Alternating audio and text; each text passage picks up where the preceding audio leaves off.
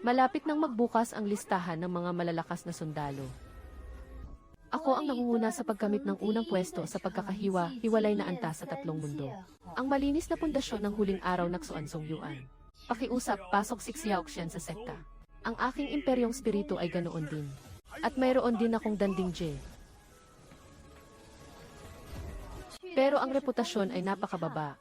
Si Huanzong, na palaging nasa huli sa listahan. Li Qinghe, nawala mo na ang dangal ng pamilya Li. Li Qinghe, kung ganito ang iyong ginawa. 403 client error, forbidden for oral, ikitits, git isa. Siya premium, isa chat completions. Sa bahay, ang mga nakatatanda ay nagtanggal sa akin sa talaan ng angkan. Sa gitna ng malakas na ulan, pinagbawalan nila akong pumasok sa bahay. At ito ay dahil kay DJ kong si Li Qingyu. Binago ang aking layunin sa sekta. Li Qing. Pumunta ka na lang sa Hanzong.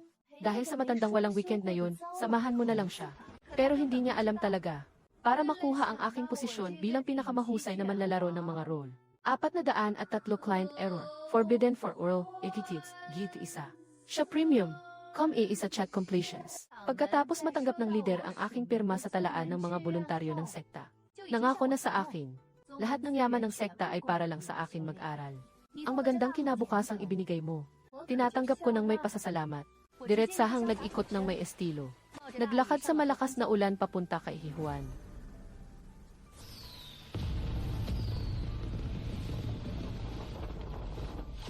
Si Sumingxiu, ang numero 1 sa mundo, ay dumating sa Hihuandong sa rooftop. Ikaw ang nangungunang nagpasok sa pagsusulit sa pagtataas ng espiritu. Kami ang Hong Huanzong. Talagang may paningin ka. Ang galing mo talaga, ha. Ipapasa ko sa iyo ang lahat ng lihim na kaalaman ng ating sekta. Ihintayin kitang palaganapin ito. Kapatid na babae, kung meron tayong magagandang mahahalagang kasangkapan, hindi ka rin mawawala. 403 client error, forbidden for oral, ikitits, git isa. Siya premium, isa chat completions. 403 client error, forbidden for oral, ikitits, git isa. Siya premium, isa chat completions. Sa pansamantala, ayoko munang matutunan ang sikretong kasanayan ng sekretarya ng Hihuanzong. Tiang, hindi ka nag-aaral ng mga sikreto ng ating sekta kahit na pumasok ka na. Ang sama naman yan.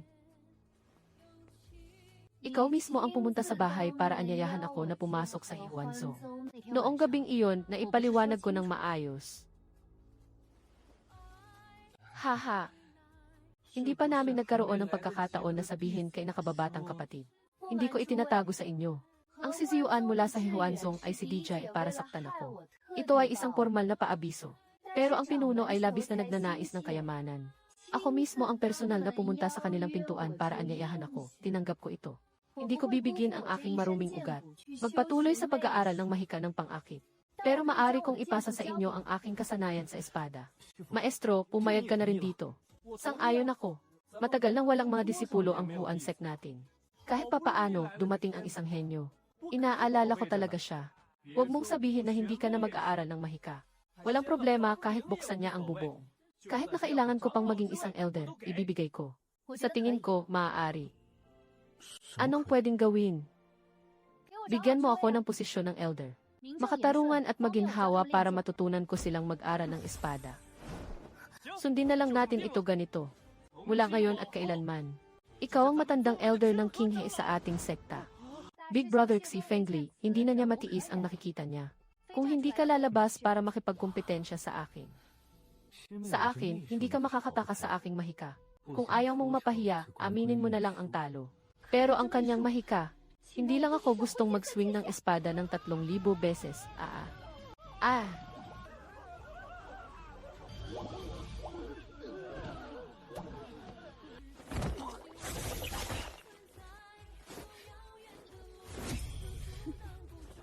Sa loob ng panahon ni Fan Shichen, 10,000 beses na pagsuntok sa espada. Anyway, you won't listen to me. Kung hindi may paliwanag ni Mixiang, maaaring magdulot ito ng pagbalik ng dugo at enerhiya. Namatay dahil sa lason.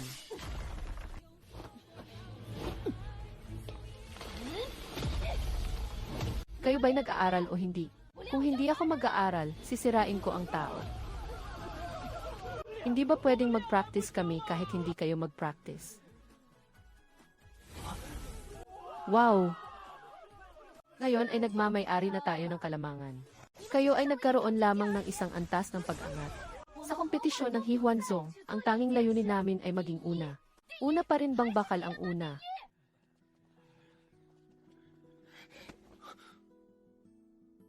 Opo, kuya. Inamin ko. Nung pumasok ako sa paaralan, medyo maingay ako. Kapatid, pwede mo pa ba akong bigyan ng isang pagkakataon na maulit ang iyong mahikang pang-akit? Dahil noong nakaraan ay naimpluwensyahan ko siya sa pamamagitan ng isang mahika niya. Inirerekomenda ang regalo ng pagsasanay. Kapag nagamit na ito, nagpapraktis buong araw sa lihim na lugar ng sabay-sabay. Saan pa kaya pa pwedeng hanapin? Hindi mo ba sinabing, ayaw mo talagang pag-aralan ang mga lihim na kasanayan ng uhuan sek namin? Kaya mas dapat mong ipakita pa ito ng mas madalas. Gamitin mo ako araw-araw. Baka sakaling maantig ang puso ko. Kapatid na babae, parang malapit nang bumagsak ang mga kwintas ng plano mo sa mukha ko. Nadiskubrehan ang plano na gawing libreng lakas trabaho siya. Kung gayon ay ayaw ni kapatid na lalaki. Kaya kailangan ko nang gumamit ng ilang paraan. Pwede naman akong gumamit, di ba? Kuya, ang galing ng charm mo talaga ang pinakamahusay sa buong mundo. Mas mainam kung magpapahinga tayo ngayon ng sabay. Huwag kang lumapit. Hindi ka pwedeng pumigil sa'yo. Sa huli, nakasalalay lang ito sa pagpalo kay Dato. Ang aking kakayahan ay biglang umangat ng napakabilis araw-araw. Ako, minsan-minsan ay pinapasok ko si Dato Big Brother sa grupo ng mga nag-aaral. Pinataas nila ang bilis ng kanilang pag-aaral ng ilang beses. Sa loob lamang ng 2 buwan, nagsimula ako sa yugto ng pagsasakatuparan ng batong pundasyon. Sa simula, unti sa pagbuo ng pangunahing batayan, nakamit ko ang mataas na antas. Sa huli, nalampasan ko ang 99% ng mga tao sa mundo ng cultivation. Pero pakiramdam ko hindi pa rin ito sapat. Nabanggit na rin ang antas ni Dashiang 2 beses. Paano maaaring ang aking panalo ay tumigil lamang dito? Si Feng lumabas para magpahinga ng 2 araw. Parang hindi pa panahon ngayon. Babalik ako pagkatapos ng kalahating oras. Ilog siya Oking. Ang pagkakaroon ng ambisyon ay isang magandang bagay. Kahit na ang iyong senior ay halos maubos na. Pahintulutan mo siyang magpahinga muna sandali. Alainan. Guro. Mangulo, samahan mo ako mag-ensayo. Nito, kailan ka natutong gumamit ng mahika? Nakakatawa hanggang mamatay. Naintindihan ko na noong unang ginamit ni Xifeng. Hindi lang ayaw mong gamitin. Maestro, nararamdaman mo ba na mainit ang buong katawan mo? Ang enerhiya ay umaakyat na. Gusto kong makipaglaban sa akin ng 79 na beses ng sunod-sunod. Mula pagkabata hanggang sa paglaki, naglaban-laban. Ang pinakagusto ko ay makipaglaban sa mga mas malakas sa akin. Manalo o matalo, hindi mahalaga. Sa huli, sa gitna ng kawalan, mas naipapakita ang mas malakas na potensyal. Li King, nag-aaral ka sa akin bilang sekretaryo ng aming sekta para siraan ang aming lahi at sirain ang aming angkan. Sige, antayin ko lang yung sinabi mo. Huwag kang mag-atubiling suntukin ang rebelde kong disipulo sa klase. Kung hindi, hindi na ako magpapaka masyadong magalang.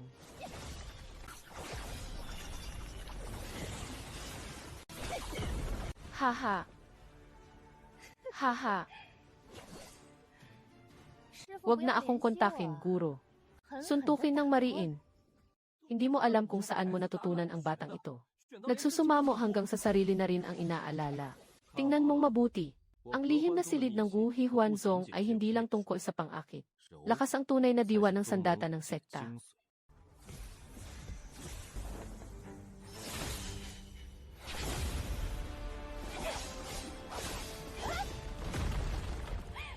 Maestro, dapat sana akong gumamit ng ganitong paraan upang tapusin ka ng mas maaga. Hahaha, ito na ba ang pinakamataas sa buong sekta? Ang aking layunin sa hinaharap ay malampasan ito. Hoy, ang aking master ay may dignidad din. Kung hindi magpapabago ang master, hindi siya magiging una. Ipinasok ang kasaysayan ng 5 henerasyon ng Cold Frost Sword Technique hanggang dito. Baliw ka ba, Xiao Qinghe? Hahaha. Saksuan King Gate, nagpakita ka ng ganitong klaseng Western genius. Takot ako'y magsisisi hanggang sa matuyo ang bituka ko. Ito ay malayo pa sa sapat. Kung gagawin ko ng pinakamahusay. Hindi ikaw ang unang nakapagpasulong ng isang beses noong isang buwan. Ngayon ay muli na namang nakamit ang pag-angat. Pag nasa bahay ka ba, ganoon din kabilis ang iyong pag-unlad. Wala rin naman. Malamang ang mga espiritual na kasangkapan ng Hihuanzong ay lagpas pa sa Li family. Ulit-ulit kong pinipilit si Xi Feng na gamitin ang charm sa akin araw-araw. Sa kabaligtaran, lubos nitong pinalalago ang bilis ng pag-akyat sa kalagayan. Huwag mong hanapin na magdusa ka habang nagsasanay ka. Magandang mag-practice ng maayos pero biglang nabolt ng kidlat. Hindi ito maganda. Pinangangalagaan ako ng pinuno at nagmamadaling tumakbo papunta sa likod na bundok.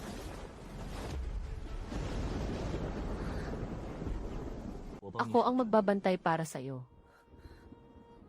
Ilay, dumating na ang iyong kasintahan sa weekend. Ayoko na makialam. Sinasabi mong ang mga master sa immortal na pinto ay magtatanggol sa kanilang mga disipulo. Magbibigay ng personal na proteksyon bilang guro sa kanyang mga disipulo. 403 client error. Forbidden for oral, ikikits, git isa. Siya premium. Isa chat completions. Marunong ka bang makipag-usap? Paano naman ako maaaring maging? Sabi ng master iyon. Akin iyon.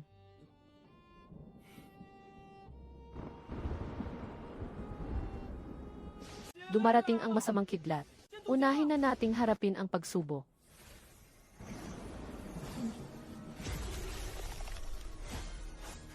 Ang kulog ng langit ay umuungal.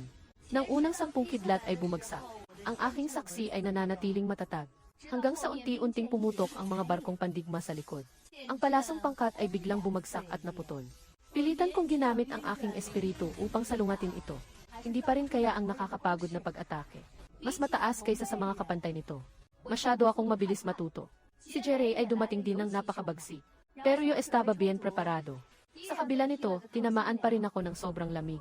Umunguya ako ng ngipin at pilit na tinanggap ang paghugas ni Jerry. Si Yon nang hihikayat na itapon ko ang mga pil sa akin ng buong puso. Bakit ka ba nagsusumikap ng ganito? Kahit ang langit ay gustong sirain ang iyong tapang. Pero habang ganito ang nangyayari, mas lalo akong naniniwala na hindi nakalaan ang tadhana.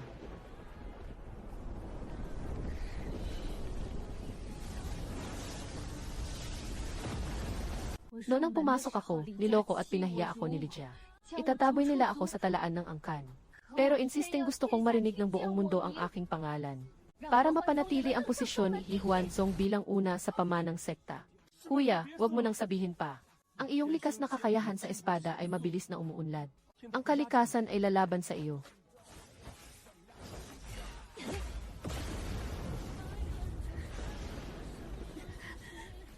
Huwag mong tulungan ang kuya sa bagay na ito.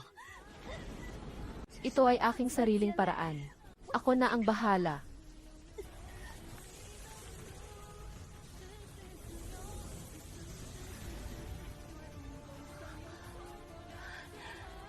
Nagpatuloy ng 2 episode ng sunod-sunod. Nagsimula ako mula sa kalagitnaan ng datos. Naging bahagi ito ng unang yugto ng Golden Core. At ngayon, buong angka ng Hihuanzong ay buong-buo. Walang sinuman ang tumutugon sa akin bilang isang matandang pari. Hindi ako tatanggap nito. Lahat sila ay magiliw na nakikipagkamay at bumabati sa akin kapag nagkikita. Lahat ng regalo na ibinigay nila sa akin ay halos naging maliit na bundok na, upang dalhin ang sekta sa unahan. Naglabas ako ng isang plano sa pagsasanay ng magdamag. Sa pinakamaagang oras ng umaga, ang tao ay pinaka-alerto. Sa oras na ito, magpapasok at tatakbo sa paligid ng malaking bilog ng Hushan. Pagkatapos ay sasaluhin ang 100,000 na saksak ng espada para palakasin ang katawan. Pagkatapos ay mag-ensayo ng pangunahing espada sa loob ng 3 oras. Sa huli, naggrupo ayon sa iba't ibang antas at naglaban buong araw.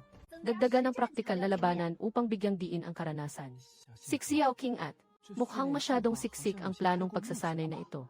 Ito ay para sa huling bahagi ng plano. Panahon ng pag-aangkop. Magdadagdag pa ako ng 1 oras para sa pahinga. Ang ganitong uri ng training na parang impyerno.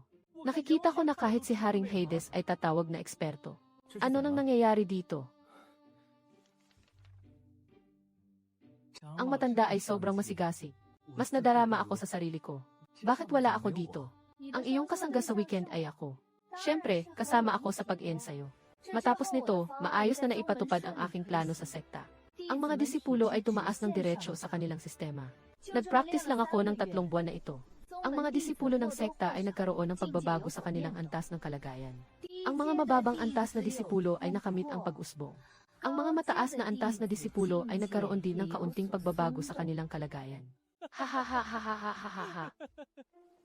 Pwede ba nating subukan sa susunod na taon sa Immortals World Conference? Medyo nakakahilo ang laban ng individual. May pag-asa pa rin sa team event. Haha, walang kahit kailan sumali ang Hihuansek sa isang team competition. Mestro, kami sa Hihuanzong ay hindi pa nakasali sa kahit anong paligsahan.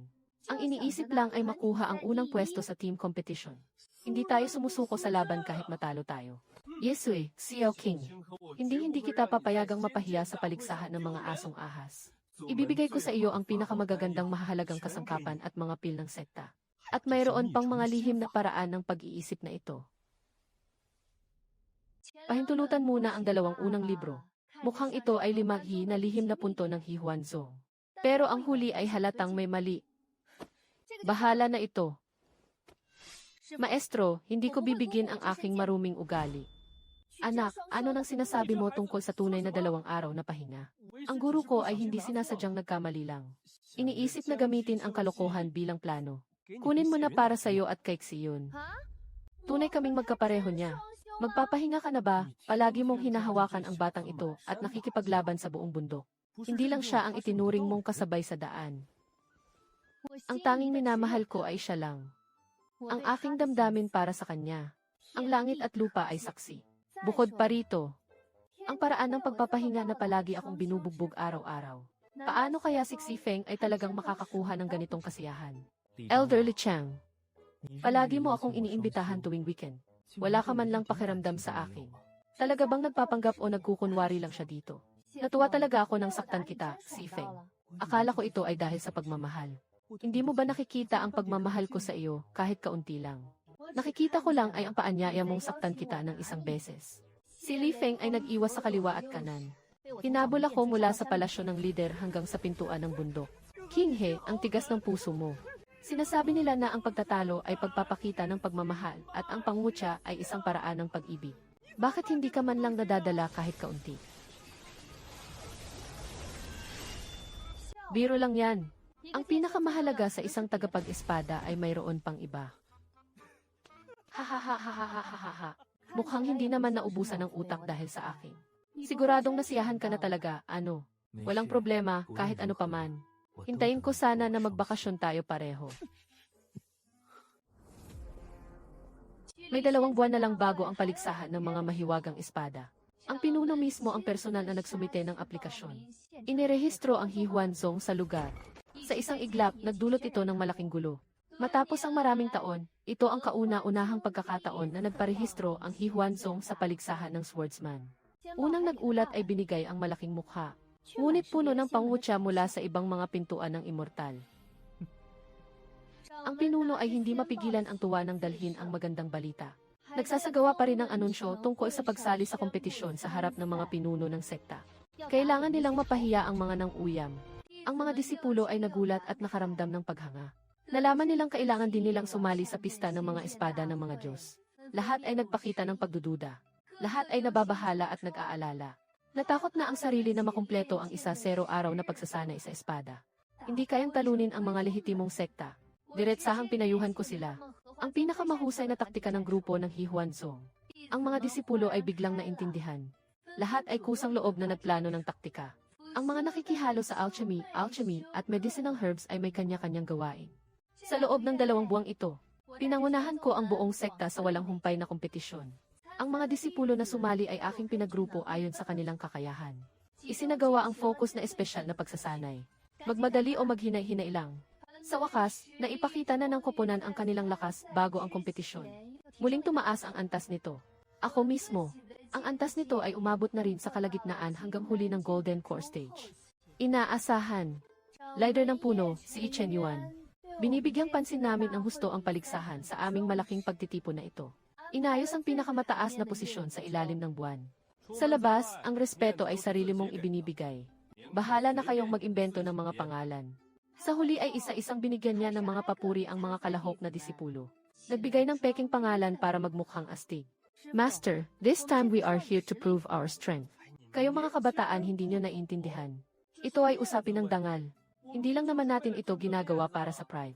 Sa ilog Xiao King. Pagkatapos mong lumabas, tandaan mong sabihin. Ikaw ang aming pangunahing matandang pari sa Hihuanzong. Grabe talaga. Sa akin na ang pangalan na pang-pretend, naabot ko na ang pinakamataas na antas. Dahil kay muling na Master Yi Chen Yuan. Ang huling mga mahahalagang kasangkapan at mga espiritual na gamot na ipinadala. Hindi ko na lang siniwalat. Yung puso niya na mahilig magpanggap at magyabang. Pistahan ng Espada Celestial. Ako si Li Qinghe, sa wakas narito na ako.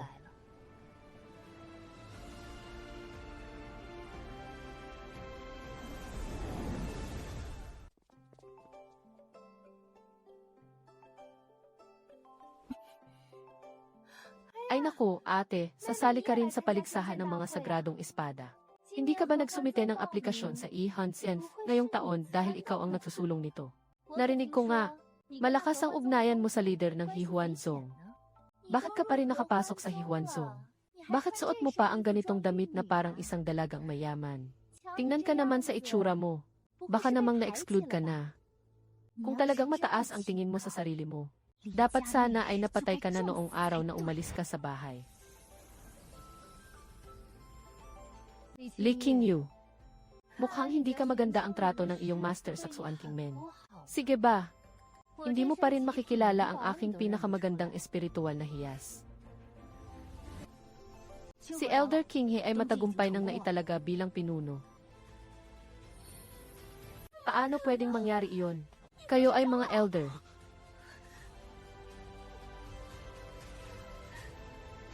Kailangan ko pang pasalamatan si Di Chan sa pagpapasali sa akin ng walang plano para mapanalunan ko ang ganitong magandang kinabukasan. Ang unang araw ng paligsahan ng Swordsman ay para sa kompetensyang panggrupo. Ang nag-aayos ng mga upuan. Siguro iniingatan namin ang aming dangal sa Huhuan Sect. Nasa kaliwa ko ang matandang elder ng Xuan King Gate. Unang beses ni Master Hihuanzong na sumali sa kompetisyon. Malaki ang posibilidad na magdudulot ito ng malaking pagbabago sa laban. Ano ang palagay mo sa laban ngayon? Nang ilang daang taon ng takot at hindi sumasali, ayaw pa rin lumabas. Sa pagkakataong ito, makakagawa pa rin ng kababalaghan. Kahit ang mga batang babae ay kayang maging elder sa Hihuan Sect. Makikita na ang Hihuan Sect ngayon ay hindi pa rin kasing ganda noong 100 taon ang nakalipas. Ang mga salita ni Elder Song ay mali, kung ang lakas ay kailangang husgahan batay sa edad lamang. Malamang si Elder Song ay malapit ng umakyat sa mas mataas na posisyon. Naging pangulo na, di ba? Huwag kang magmalabis na maniwala sa mga walang kwentang chismis. Ang pagpili ng lider ng aking pinto, ang Xuan King, ay nasa iyong mga kamay din. Nang magsalita si Elder Song ay nais niyang makialam sa mga panloob na usapin ng Hihuan Sect. Akala ko ganito na lang ang pagsasara ng pinto ng Xuan Kingmen. Sige na, Lolo. Kasalanan ko lahat ito. Huwag nang banggitin ang masakit na bagay tungkol kay Shumei. Paano maaaring totoo siyang matandang may ganitong karanasan? Sa tingin ko, natatakot ang kanilang pinuno na mawala ng talento kaya siya ang inilabas. Si Bies ay nagsisisi sa akin. Dapat sana siyang pinigilan ng paalisin siya sa bahay. Kahit paalisin siyang maging tagalabas na disipulo sa Xunun.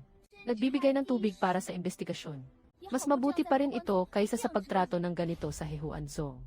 Ayaw kong manatili bilang isang matandang elder sa Hihuan Sect. Tumakbo sa Xuan King Gate para magtrabaho bilang tagapaglinis. Pero si Piansas Kwe, magandang paraan ang magtrabaho bilang isang tagagawa sa labas ng pinto. Palagi kang tinatanggap ng Hihuan Sect. Ako lang ay nagmamalasakit sa aking kapatid na babae. Pinagmalupitan ng mga tao mula kay Hihuanzong. Ang mga ganitong uri ng kalokohan na hindi karapat-dapat sa entablado. Kahit na makapasok pa rin ay nakakahiyang makita, sabi namin habang nagsasalita. Inilathala na ng mga hurado na nagsimula na ang labanang pangkat. Ngayon ang laban ay para kay Hihuanzong. Tao ng Xuan King at San King Gong. Pangkat ng langit at puso. Agad na pinuntirya ng tatlong sekta ang pinakamahina na Hihuanzong. Ngunit kami sa Hihuanzong. Sa pamamagitan ng daang-daang beses na praktikal na pagsasanay. Perpektong kontrol sa laban. Pinipigilan ng mahigpit ang mga taong pumasok sa pinto. Pinilit nilang kontrolin ang tatlong sekta na ito. Nagkakapatayan sa gitna ng ulap, tapos na ang oras.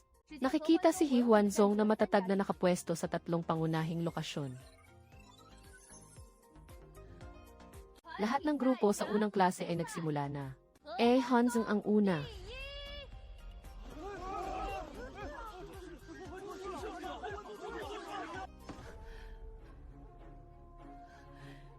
Paano pwedeng si Huanzong ang maging una?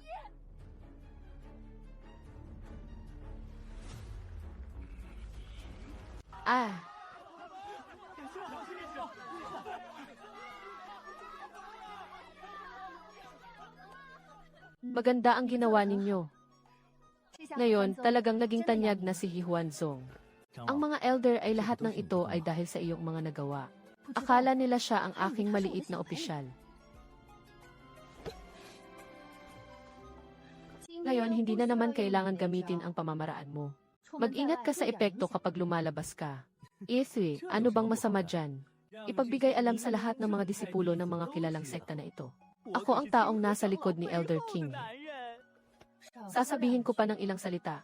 Ngayon ay para magbigay ng positibong publicity. Huwag mong hayaang masira mo ang saradong mundo ng ating sekta dahil lang sa isang tao. Haha, joke lang naman yun. Lawa ng King he. Ang seryosong itsura mo talaga ang cute-cute.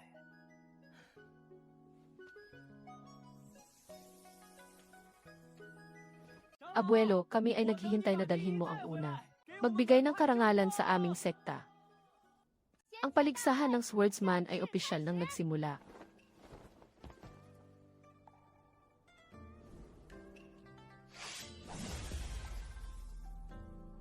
Ako ang magiging tagapangulo ng laban. Sino ang gagawin?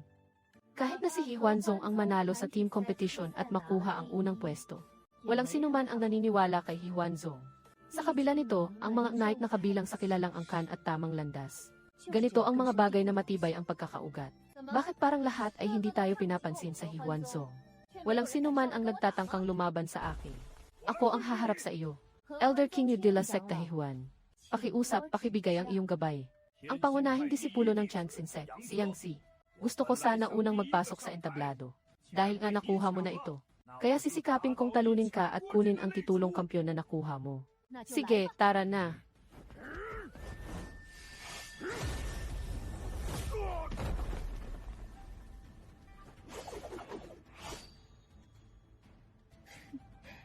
Salamat, may pagkakataon pa tayong maglaban muli.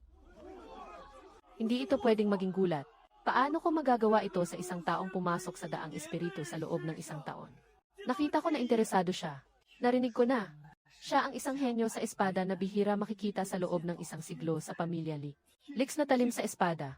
Ang galaw ng espada ay pinagsasama ang lambing at lakas. Nakakamangha ang lakas ng aura. Hindi ko pa nakikita iyon. Ano ba talaga ang kalasag na ito?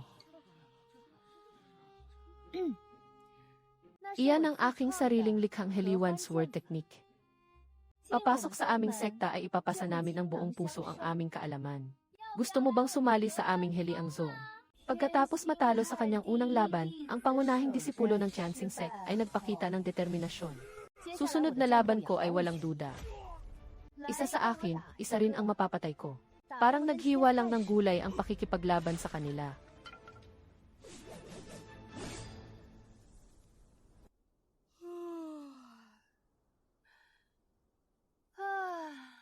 Ang pagiging walang katulad ay sobrang tahimik at malungkot.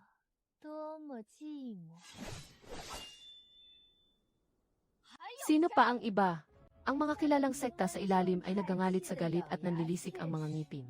Kahit na palagi akong nananalo, iyon ang katotohanan. Samantala, si Li Qingyu ay tinitingnan ako habang nagwawagi ng walang humpay. Matagal nang nakasimangot ang mukha. Kung ganon, dahil gustong-gusto ng ate ang mga pakulo. Mas maganda siguro kung maglalaro tayo ng isang malaking sugal. Mukhang isang bitag ito. Sa loob niya, mukhang may masamang plano siyang binabalak. Pasensya na pero, ako si Li King. Ipinanganak na hindi natatakot sa mga mapanlinlang na plano ng iba. So ang tanging hindi pa nakasali sa laban ay ang Suan King Gate na lang. Kakatapos lang ng ate ko na hindi sumali sa entablado. Akala ko natakot ka na. Paano pwedeng ganito? Hindi ko lang kayang saktan ang kapatid kong babae. Ngayon ay kaya mo nang tiisin. Ayoko rin maging malupit. Naiintindihan ko, pero matagal ka nang naghihintay sa ibabaw. Magpapahayag tayo ng isang pangakong walang balik. Paano kung magpasya tayo sa ring kung sino ang panalo o talo? Ngayon ay paunang laban lang sana tayo. Dapat mayroon pang resina. Kung ang ating laban ay nagtatakda ng isang pangakong buhay o kamatayan. Pwede na nilang direktang makipagkumpetensya para sa unang lugar sa paligsahan ng Swords of Immortality. Sigurong hindi ako nagkakamali. Isang laban na naglalaman ng pangakong ibibigay ang kanilang buhay. Ito ay isang laban na nakasalalay ang buhay. Siyempre, kinikilala ng pista ng espada ang nagwagi sa laban na ito. Siya ang karapat-dapat na maging pinuno ng kabataan.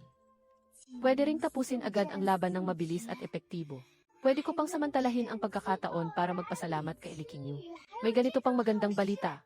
Naalala ko na ang patakaran ay kapag sinuko ng kahit anong panig. O kaya tuluyang mawalan ng kakayahang kumilos, saka lang matatapos ang laban, di ba?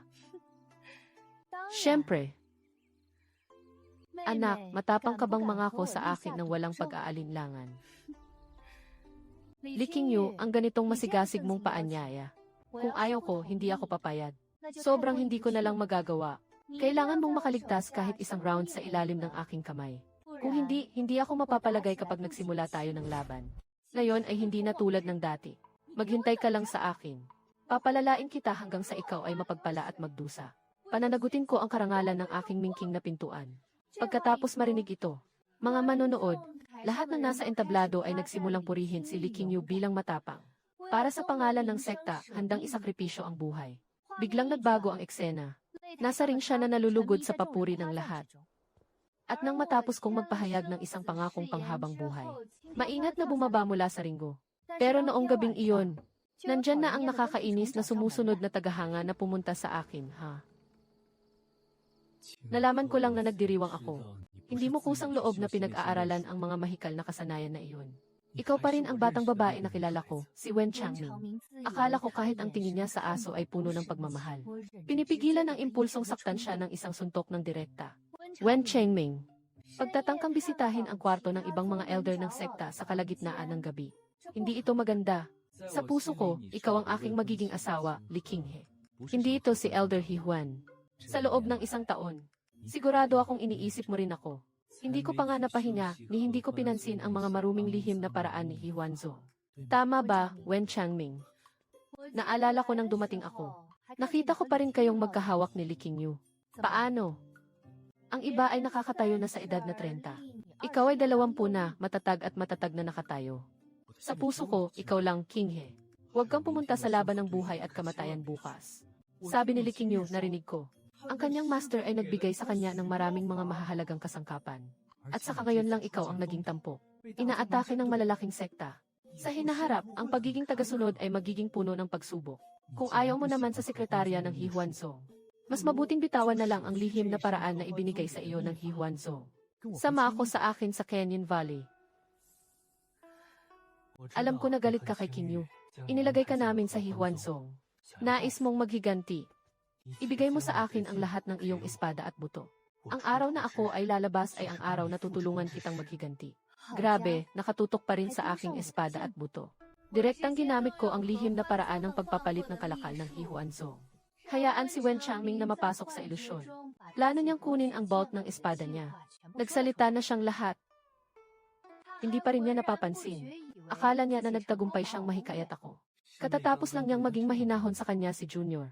Akala ko nakahanap ka na ng bagong kasosyo para sa double rest. Mas matibay ka pa sa kanya. Hindi ko pa rin type matanggap ang ganitong klase ng basura na nakakasira ng mata. Kung magpapatuloy kang magkalat dito, saktan kita ng diretsyo. Kung sasabihin kong hindi ko na mahintay pa, ano? Kaya mas hindi kita pwedeng gantimpalaan. Kapag lumapit ang lalaking iyon sa iyo, naiinggit ako hanggang sa pagkabaliw. Ang elder ay hindi rin ako kinukumbinsi o pinapalakas ang loob.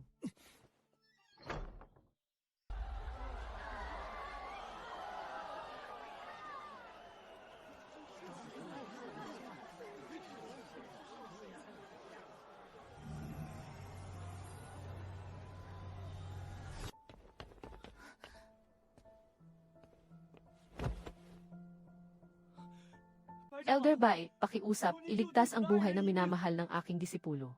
Ito ay isang palagian na laban ng buhay at kamatayan na pinagkasunduan ng parehong panig. Paano ako makikialam? Ang disipulo ay nakipag-usap na kay Likinghi kagabi at nagkasundo na. Magiging malaya siya mula sa Hihuanzong. Iniwan ang masamang mahika na kanyang pinag-aaralan. Maging mag-asawa tayo. Dahil hindi naman siya isang disipulo ni Hihuanzong. Nang walang duda, hindi na kailangang tuparin ang laban na ito. Wen Changming, magkaibigan tayo ng 1 taon. Bakit mo ako iniwan para hanapin ang aking mga kapatid na babae sa numero? Hindi ka marunong sumabak sa laban sa akin. Mas okay nang aminin na ang pagkatalo. Paano mo magagawang akitin ang aking fiancé na nakatakda ng ikasal sa akin? Dito ka nakakaumay. Ang galing mong magbaligtad ng usapan. Kung hindi ako nagkakamali, noon pa man nakasal pa kami ni Wen Changming. Nakuha mo na siyang makipag-ugnayan sa kanya. Ngayon sinasabi mo na ako ang mali sa lahat.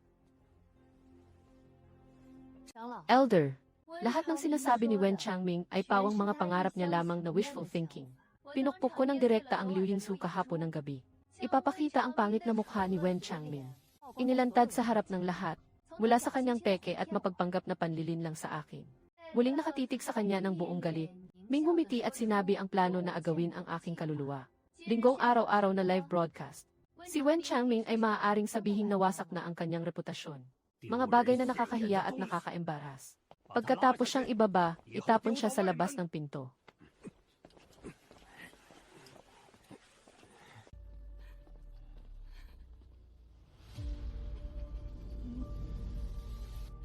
Ako ay nagtiis sa bahay sa lahat ng paraan. Nasa ibabaw kagamit ang mga resources na dapat ay akin para umangat. Bakit ayaw mong pakawalan ako? Ang pamilya Lee ay naniniwala na ang lakas ang pinakamahalaga. Bakit hindi mo itanong sa sarili mo? Bakit hindi ko makuha ang mga yaman na iyon? Kung ganyan ka, mas lalo kitang hindi bibiguin. Narinig ko na ang talo sa laban ng buhay at kamatayan ngayong araw. Makakakuha ka ng unang pinto. Unprecedented na pribilehiyo sa medikal na yaman. Ngayon, ipapasa ko ito sa iyo. Ayos lang ba? Sino ang nagsabi na ibibigay mo ito?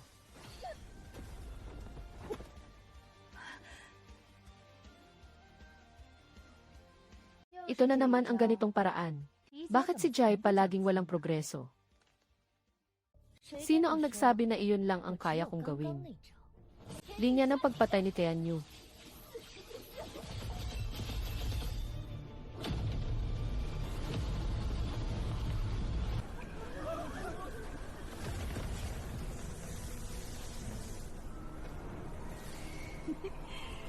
Dalhin ang iyong espada at wasakin ito. Sa wakas magagawa na kitang alisin, liking ihahaha. Bulaklak ng nag-ielong hamog.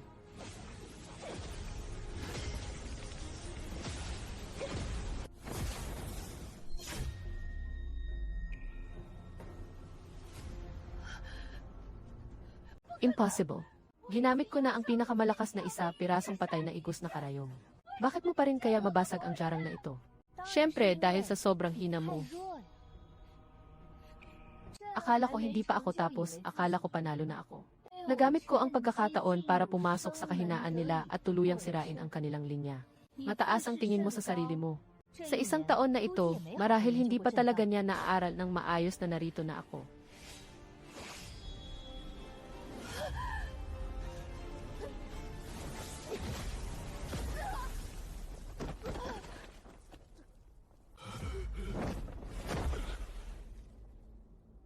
Huwag kang mag-alala, hindi siya namatay. Nasira lang ang dantian niya. Sa kasalukuyan, ang enerhiya sa loob niya ay nagbabalik sa kabaliktaran na direksyon. Pinagbabawal lang ang daloy ng meridian, ikaw na malupit na batang babae. Ito ang iyong pangunahing pagsubok. Tapos na akong makaalis sa pamilya Lee. Wala siyang anumang kaugnayan sa akin. Pero Fuyu Quian Mat Algalo para Entregaselo, Likinyu. Anong karapatan ni Elder Song na sabihin ang mga bagay na ito? Hindi pa patay ang tao, itinuturing ko nang nakaligtas ako. Bago mamatay, naninindigan pa rin. Ngayon, ako na ang magtuturo sa iyo bilang kapalit ng iyong ama. Sige, itanong mo sa batang engkanto. Paano dapat itakda ang bagay na ito? Si Elder Song ay pumirma sa kasunduan ng laban sa buhay at kamatayan. Ang ginawa ni Elder Kinyu ay talagang alinsunod sa mga patakaran. Ngayon ay nakatakda na ang resulta. Kailan ang awarding sa Celestial Sword Conference? Sa 2 araw, kapag inilabas na ang resulta ng huling paligsahan ng koponan, ito ay opisyal ng i-anunsyo. Lawa ng King He. Palagi kong nararamdaman na noong umalis si Elder Song. Naiinis pa rin. Mukhang hindi ganito kasimple ang bagay na ito. Nakita ko na. Sa harap, hindi ito magtatagal. Malamang gagamitin niya ang lokasyon bilang batayan sa pagpili.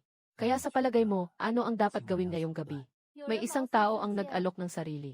Paano ako pwedeng hindi gamitin? Nang pumasok ako sa pinto, palagi mo akong pinagmamalaki. Ang mahika at ilusyon ni Hihuanzong ay ang pinakamahusay sa buong mundo. Ngayon ang pagkakataon mong iluwalhati ang Hihuanzong. Bakit mo pa rin binabanggit ang tungkol sa pagpasok hanggang ngayon? Kung ayaw gawin ni Senior Brother, ipapasa ko na lang sa iba. Bakit naman hindi ko gagawin? Paano ikaw? Dahil ako ang tao sa likod ng King He. Walang seryoso. Ano ang susunod na gagawin ng Elder? Hahaha na naman. Ako ay isang lasing na paru-paro. Ang nakakaasar na eksena ay naging isang pelikula noong panahon ng pelikula. Naging biro ng buong mundo ng cultivation sa loob ng isang siglo. Bukod na araw ng paligsahan ng grupo, ang Xuan Kingmen ay nagpakita ng kabiguan. Siksifang ang namuno sa koponan sa laban sa replay. Dahil sa kanilang magandang pagtutulungan, nakamit nila ang 2 pwesto. Buong-buong ang buong sekta ay masaya at masigla. Sino ang pinakamagaling sa sining ng espada? Hepan King He ang pwedeng maging hari. Sa aming Hihuanzong, hindi namin tinatanong ang pinagmulan o ang antas ng kasanayan. Walang intriga o panlilin lang. Pantay-pantay ang mga yaman. Lahat ay maaaring makatanggap ng maingat na pagtuturo. Kung ikaw ay nai-inlove, magparehistro ka na agad sa akin.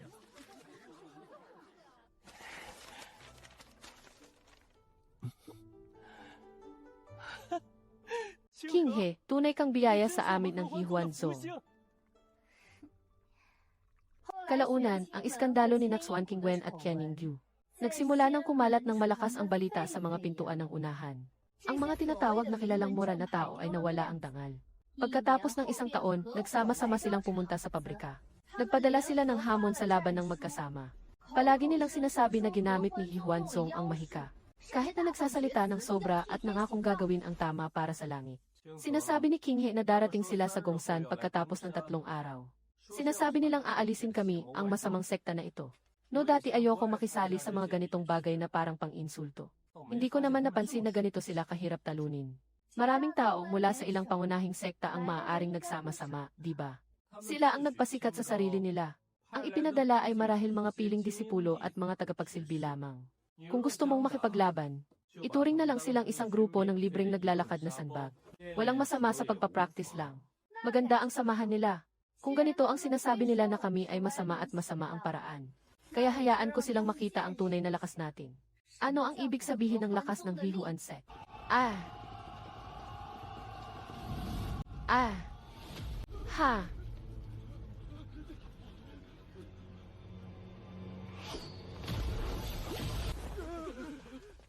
Yung mga karaniwang matataas ang tingin sa kanilang sarili ng mga elitistang moral at matitino.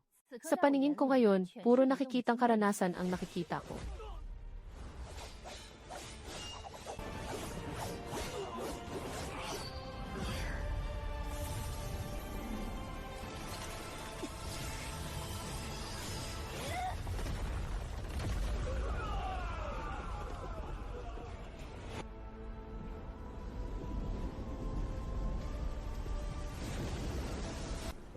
Paano pwedeng mangyari ito?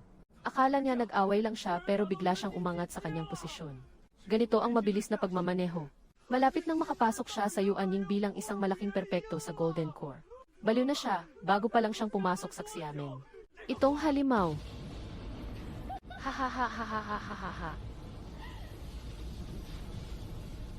Sa pamamagitan ng mga sandamakmak na sandbag na ito, nagsimula ang laban. Direktang binasag nito ang pintuan ni Yuanying. Huwag kang pumunta sa Hihuanzong.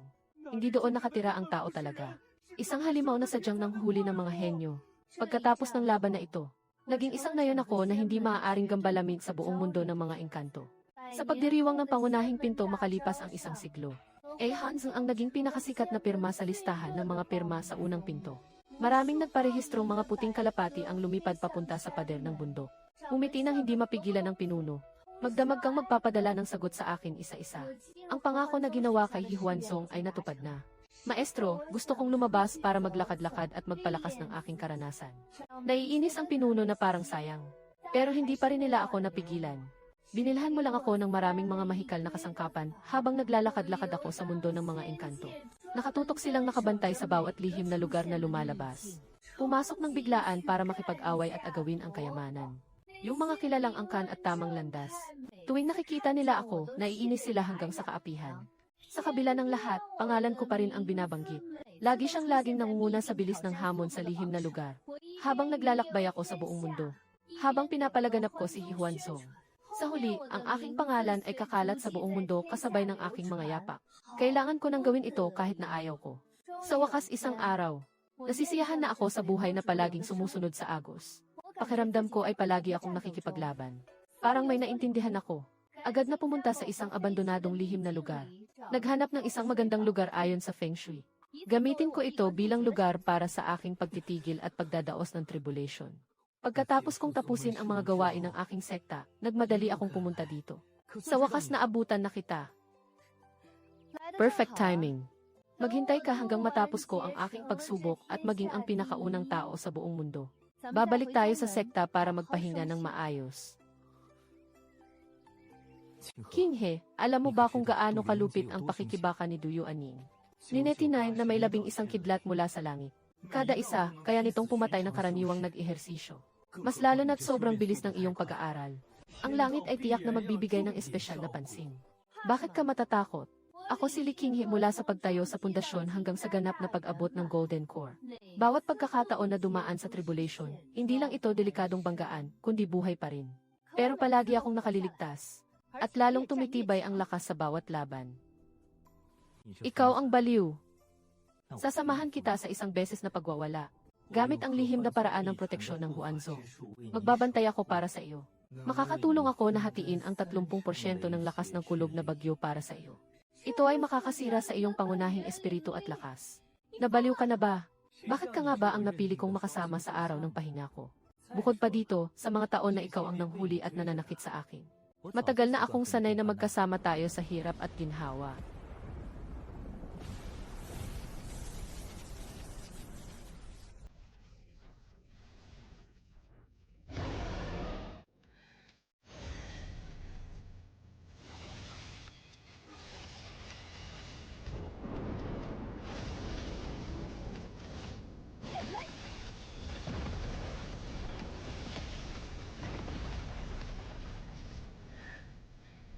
Siguradong unang hakbang ito.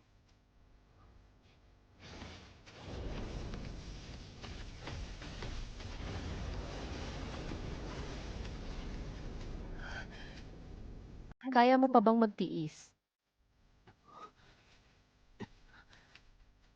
Wala kang magagawa, ako ang iyong araw ng pahinga. Malalampasan na.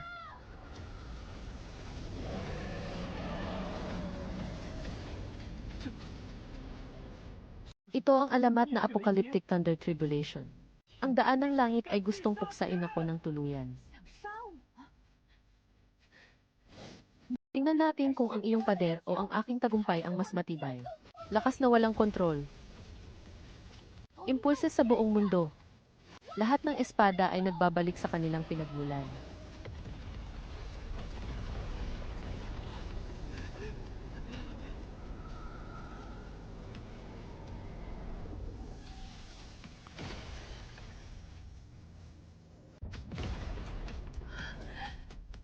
Hahaha, nagtagumpay na.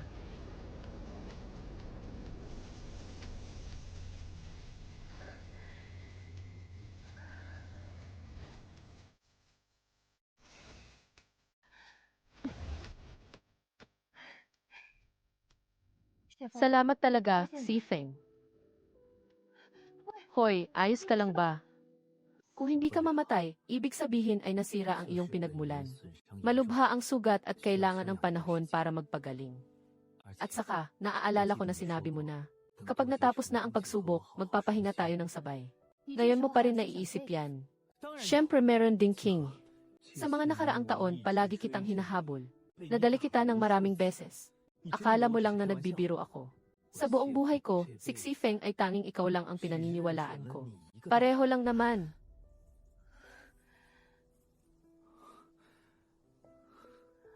Ako. Huwag kang magmadaling sumagot. Kaya kong maghintay.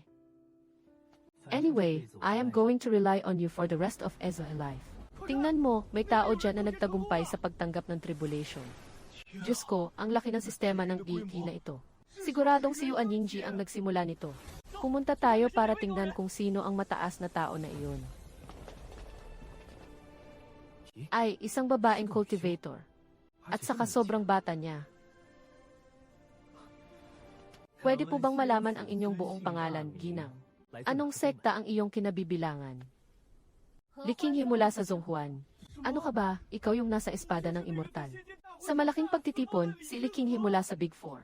Sa alamat, nakakatuklas ka mula sa base hanggang sa Yuan sa loob ng isang taon. Ang kabaliwan ni Ying. Genius talaga ah. Sa wakas ay nakatuntong na siya sa yugto ng Yuan Ying. Hahaha. Kahit ang masamang practice ni Huan Song ay karapat-dapat bang tawaging isang henyo.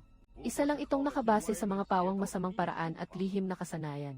Ikaw ay si Lin Haoran, isang direktang disipulo ng Tian Jian Zong. Noong mga nakaraang araw, 2 disipulo ng aking Tianjin sect ang nawala sa lihim na lugar. Sinasabing ang huli nilang nakita ay ikaw. Ikaw ang diwata ng demonyong si Huan Zong. Ngayon ay sadyang nakatagpo kita. Sumama ka sa akin sa Tianjin Zong para sa investigasyon. Mga tao mula sa Tianjin sect ay nakikisuyo pa sa akin. Noong araw, ang inyong mga disipulo ay nag-alsa laban sa konstruksyon. Gusto mong agawin ang aking espiritual na gamot. Pinagbawalan ko at pinilit na umalis ng malubha ang aking sugatan. Pwede bang ako pa ang sisihin dito? Sabi-sabi lang yan.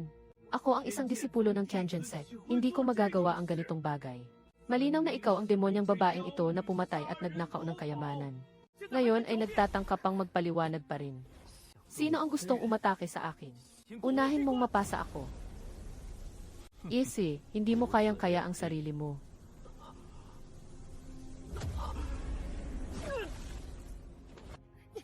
Sapat na. You have already done enough for me. Hayaan mo na ako ang bahala sa susunod. Kahit na nasa yugto ng Yuan Ying, nakikisawsaw ka pa rin sa harap ko ng walang takot. Kaya hayaan kitang makita at maranasan. Ano ang tinutukoy na lakas ng Huan sect?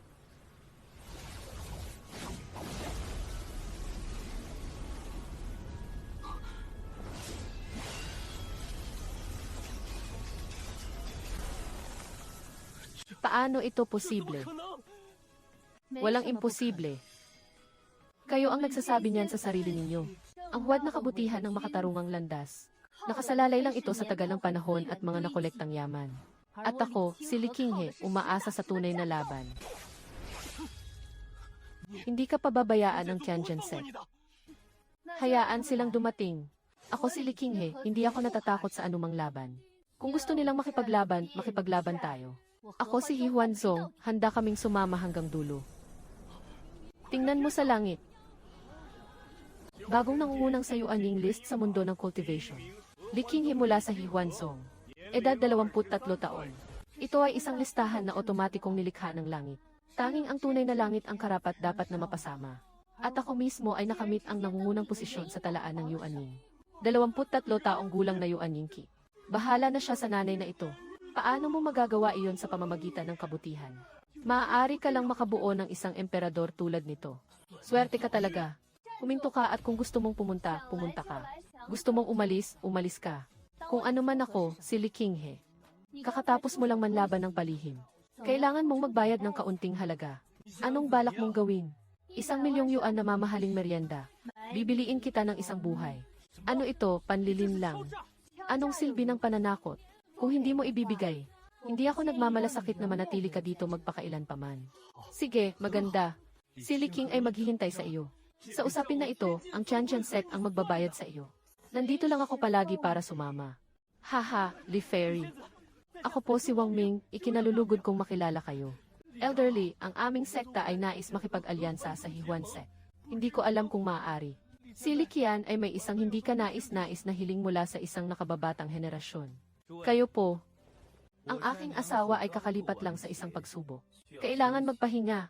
Kung may kailangan, pumunta kayo sa Hihuanzong upang magpasalamat. Hindi na tayo mag-uusap ng matagal ngayon. Haha, oy. Sino ang asawa mo na? Sa huli, darating din ang panahon. Bakit mo sinasabi ng maaga na tawagin?